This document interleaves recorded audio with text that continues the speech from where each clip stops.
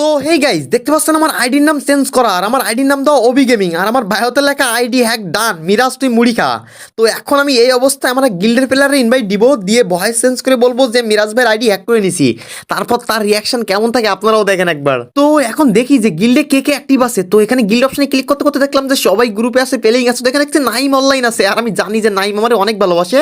তো দেখি নাইমরে ইনভাইট দেই। হ্যালো হ্যালো মিরাজ ভাই কেমন আছেন? আর আপনার আইডির নাম চেঞ্জ কেন? আমি মিরাজ না আমি মিরাজ আইডি হ্যাক করে নিছি। আর তুই এই গিল্ডে আসো, দাও তোর গিল্ড থেকে কিক দিব এক্ষুনি। ভাই মানে কি এসবগুলার?